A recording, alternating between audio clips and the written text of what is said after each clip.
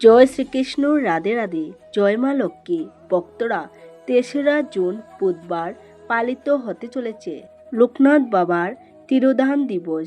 এই লোকনাথ পূজা যেহেতু মল মাসে পড়েছে, তাই এই দিন আপনারা যদি তুলসীতলায় এই একটি কাজ করতে পারেন, তাহলে আপনার জীবনে চলতে থাকা সকল সমস্যার সমাধান ঘটবে, যার জন্য আপনি দীর্ঘদিন ধরে অক্লান্ত পরিশ্রম করছেন, তাই সম্পূর্ণ হবে।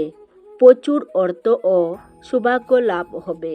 মনে করা হয় লোকনাথ পূজার দিন তুলসীতলায় এই একটি কাজ করলে জীবনের একাধিক দুঃখ থেকে মুক্তি পাওয়া যায়। তাই ভক্তরা, আপনারা আজ বুধবার লোকনাথ পূজার দিন তুলসীতলায় এই কাজ অবশ্যই করবেন। জ্যৈষ্ঠ মাস এই বছর মল মাস পড়েছে। মল মাসের কৃষ্ণ তৃতীয়ায় পালিত হতে চলেছে লোকনাথ বাবার তিরোধান দিবস। আর এই দিন আপনি যদি তুলসীতলায় একটি কাজ করতে পারেন, তাহলে দেখবেন বাবা লোকনাথের আশীর্বাদে আপনার জীবন থেকে সমস্ত দুঃখ কষ্ট দূর হয়ে যাবে। উত্তর ২৪ পরগনা জেলার কচুয়া গ্রামে এক ব্রাহ্মণ পরিবারে জন্ম হয়েছিল এই লোকনাথ বাবার। অনেকে মনে করেন বাবা লোকনাথ হলেন বাবা দেবাদিদেব মহাদেবের অবতার। লোকনাথ দেব বরাবরই তার ভক্তদের কাছে খুবই জাগ্রত দেবতা। বাবা লোকনাথ বরাবরই খুবই সাধারণ জীবনযাপন করতেন, তাই খুব অল্পতেই সন্তুষ্ট হন তিনি। তার পূজায় কোনো বিশেষ আড়ম্বরের প্রয়োজন হয় না।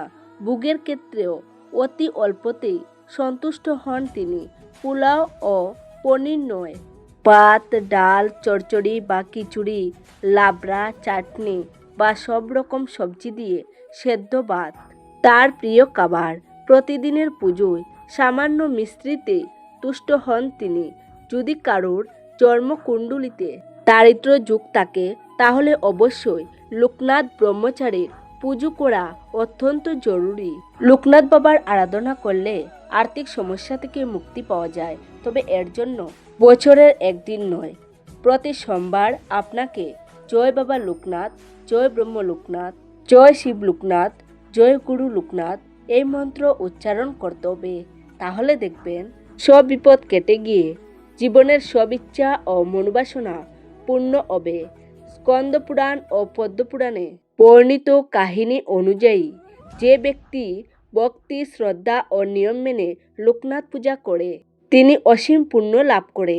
তার সমস্ত পাপ, সে এই জন্মের হোক বা পূর্বজন্মের, যত পুরানো বা ভয়ঙ্করী হোক না কেন, বাবা লোকনাথের কৃপায় সঙ্গে সঙ্গে বশ্য হয়ে নষ্ট হয়ে যায়। লোকনাথ পূজার শুভ দিনে তুলসীতলায় কি কি করলে পরিবার সুখ সমৃদ্ধিতে ভরে থাকবে? তুলসীতলায় কি কি কাজ করা শুভ হতে পারে আপনার পরিবারের জন্য, এবং এই দিন তুলসীতলায় কোন কাজগুলি ভুল করেও করা যাবে না? কারণ আপনি যদি এই কাজগুলি ভুল করেও করে ফেলেন, তাহলে মা লক্ষ্মী, শ্রীহরি বিষ্ণু ও বাবা লোকনাথ আপনার উপর চিরতরে অসন্তুষ্ট হবেন।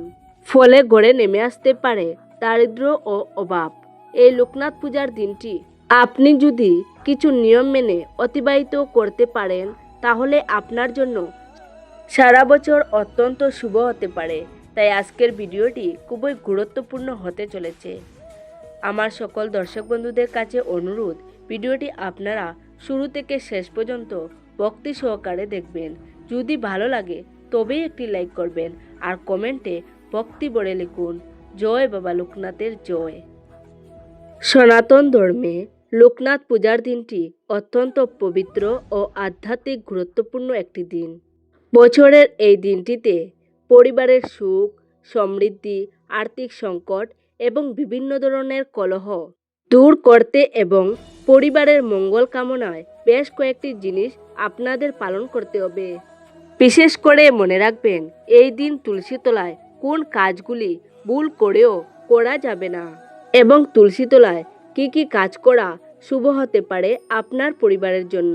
তবে তার আগে বন্ধুরা, আমরা জেনে নেব বাড়িতে খুব সহজ পদ্ধতিতে লোকনাথ পুজো করার নিয়ম। এই লোকনাথ পুজোর দিনে চেষ্টা করবেন সূর্যোদয়ের আগে অর্থাৎ ব্রহ্ম মুহূর্তে ঘুম থেকে উঠতে, কারণ ব্রহ্ম মুহূর্তকে দেবতাদের সময় হিসেবে ধরা হয়। ঘুম থেকে উঠে প্রথমেই নিজের দৈনন্দিন কাজ সেরে স্নান করুন। আপনি যদি এই দিনে গঙ্গা জলে স্নান করতে পারেন তাহলে তা অত্যন্ত শুভ।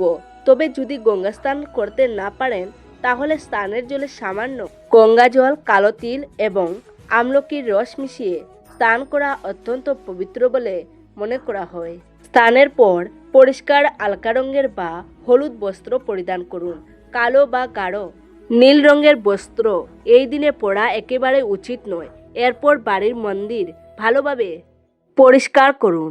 এরপর লোকনাথ বাবাকে পঞ্চামৃত, দুধ, দই, ঘি, মধু ও চিনি দিয়ে স্নান করান।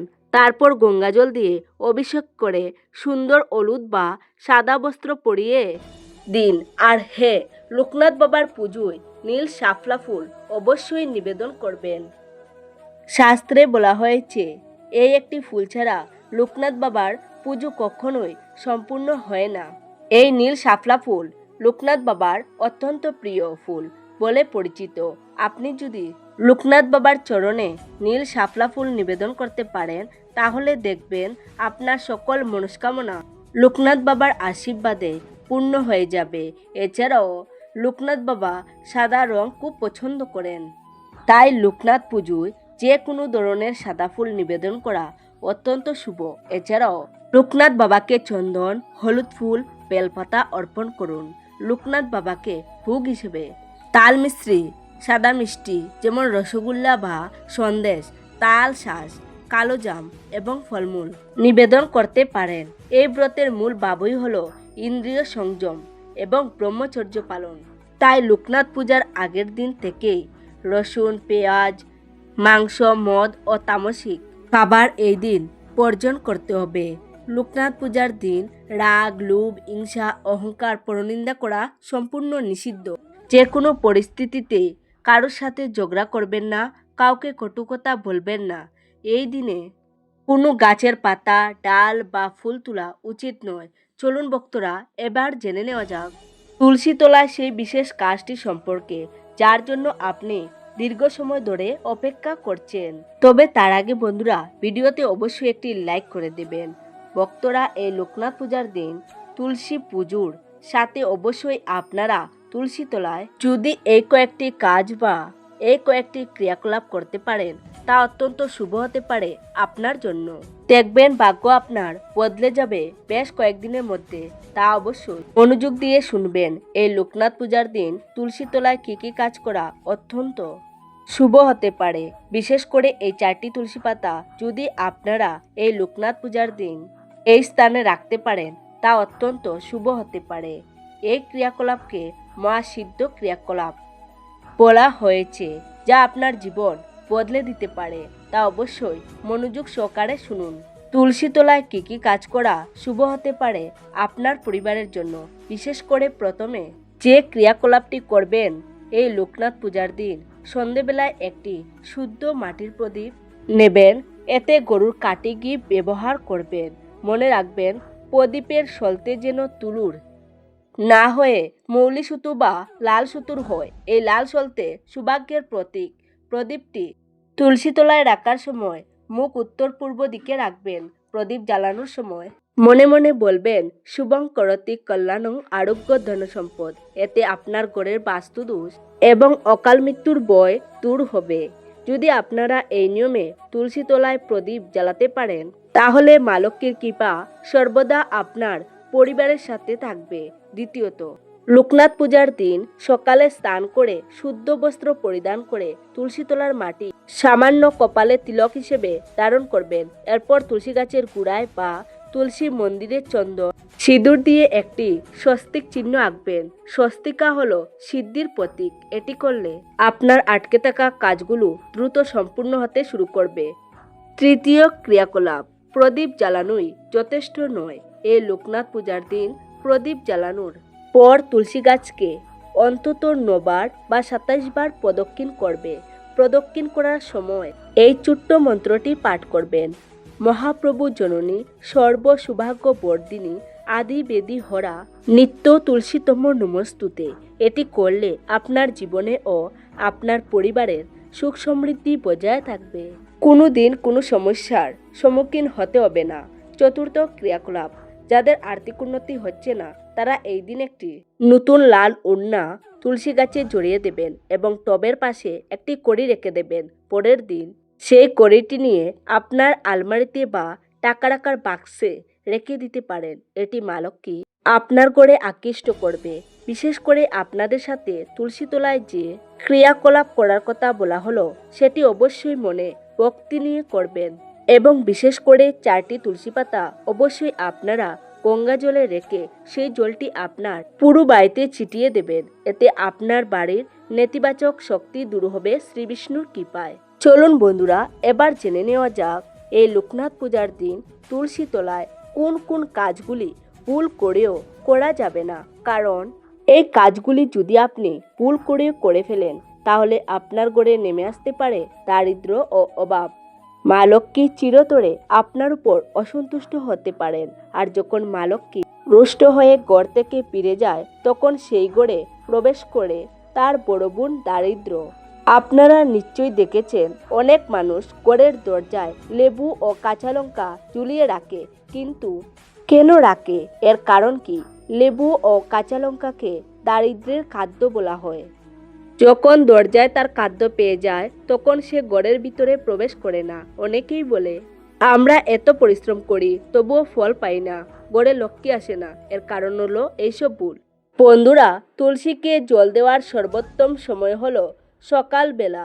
স্নানের পর পরিষ্কার বস্ত্র পরিধান করে পরিষ্কার মনে তুলসীর কাছে যান। প্রথমে তুলসী মাতাকে মনে মনে প্রণাম করুন। তারপর ধীরে ধীরে তুলসীর গোড়ায় জল দিন। মনে মনে শ্রীহরির নাম জপ করুন। হরে কৃষ্ণ কৃষ্ণ কৃষ্ণ হরে হরে, হরে রাম রাম রাম হরে হরে। এই মহামন্ত্র জপ করতে করতে তুলসীকে জল দিন। এতে তুলসী সেবার পূর্ণ বহু গুণ বৃদ্ধি পায়।